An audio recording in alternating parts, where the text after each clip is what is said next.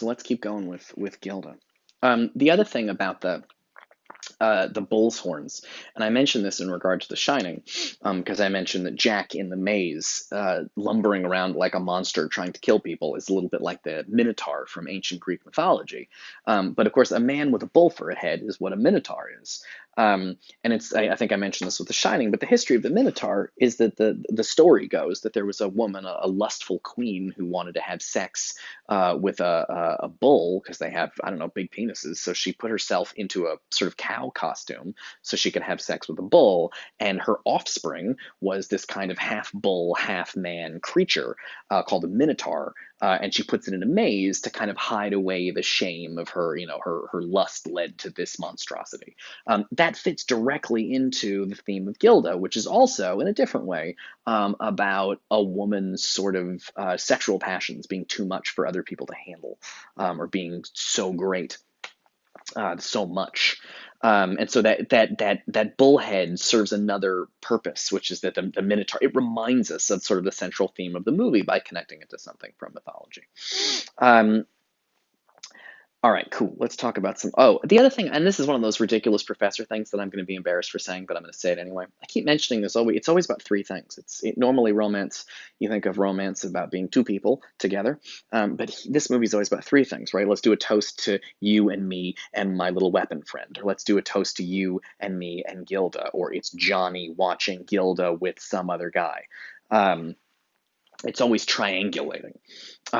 It's worth pointing out that another recurring thing that comes up in the film is zippers. One that Gilda says, she asks her husband to help her. One of the first things in her first scene, at the end of her first scene, she asks her husband if he'll help her with the zipper. She says she always has trouble with these things. And then he comes in and she's still fully dressed on the bed, and she says, I always have trouble with zippers. And then in the end, when she does her big performance in front of the stage, she says, oh, I'm having a little trouble with zippers. Does somebody want to help me get out of this? And guys rush up on the stage to help her out of her clothes. It's worth pointing out, and this is one of those silly things, and I'm just going to say it, and we can all move on with our lives. But a zipper is a mechanism where there's two parts to the zipper, and then there's this third part that connects the two parts together. That's what a zipper is, right? A zipper is a thing that connects two other things together. And so I just think it's worth thinking about the way Gilda connects Balin to Johnny, right? Or Gilda connects Johnny to the guys she's having sex with. It's just the idea of three interlocking pieces make up a zipper, and three interlocking pieces make up all of the relationships in the film.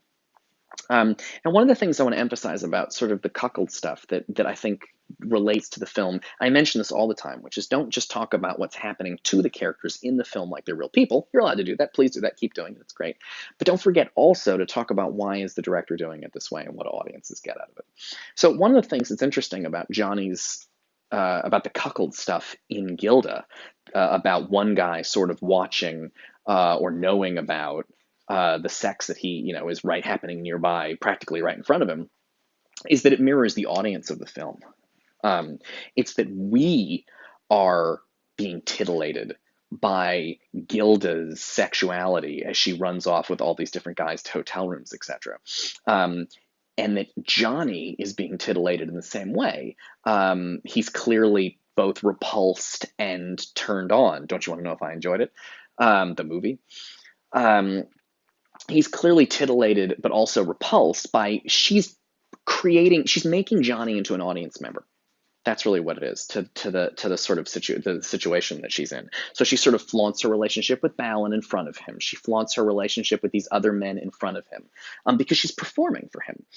One of her songs, actually, the one song she sings that is not "Blame It on Me" is about performing, and she says, I was only playing a part, but the feelings were real." But this idea, because she's an actress, right? She's someone who gets on a stage and pretends at things for an audience. Right? That's what an actress does. An actress is a person who pretends, she plays a part in front of an audience. But that's what the character Gilda does on stage in front of people.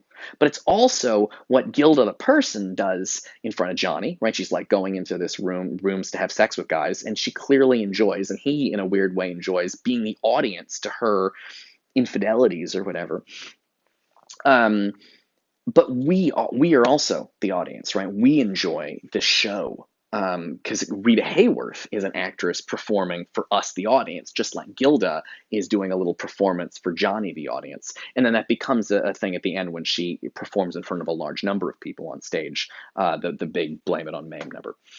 Um, okay, cool. Um, all right, what else do I want to talk about here? Uncle Pio says that she's frustrated and lonely, and that frustrated things always end up lonely. There's this thing haunting the film, is this idea that she's not going to make it out of the film. Um, this is an important thing to understand about movies from this period if you're not used to watching them. One of the most shocking things about the movie Gilda is that she lives. Um, Hollywood movies from the 40s had characters like this, but they were inevitably bad guys who would do these kinds of, have these sort of wild sexual adventures or whatever, but they would be killed at the end of the movie, and you'd be like, oh boy, really learned a lesson there. What makes Gilda amazing is she does not die in the course of the movie. Um, but they keep emphasizing that it might happen. She's superstitious, and because there's that joke at the beginning of the movie when Balin says, "Let's do a toast to the guy who broke Gilda's heart."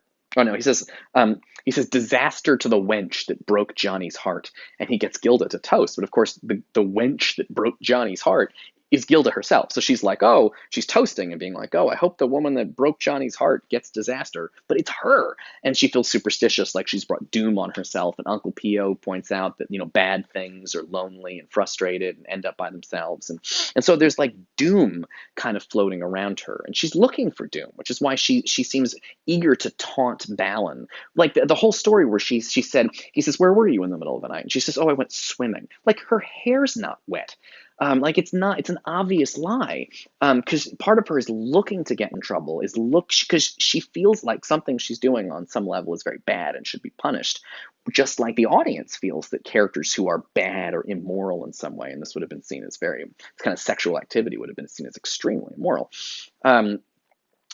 should be punished. So she's looking for punishment in some way. And Johnny, in a weird way, is stopping her from receiving the punishment that she thinks she deserves for her sexual escapades by helping her, kind of forcing her to keep her sexual activities hidden from Balin.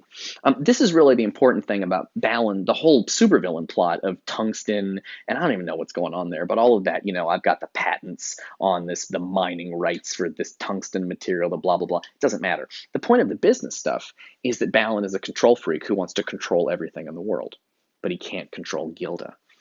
We saw this in Lost Highway as well, that these powerful men want to sort of control the world. But you can't control people. In fact, one of the early lines when Johnny is talking to Balin about his new wife, and he says, you sure you really know your wife? Like, do you really know who she is? Because he got married to her in like one day. And he says, well, does anyone really know their wife? Does any man really know a woman? They remain these sort of mysterious creatures that you can't fully control as much as you try to. And that's something that we explored in Lost Highway, in Fred's desire to sort of control Renee, and then later on to control Alice. And Alice is uncontrollable, as we discovered.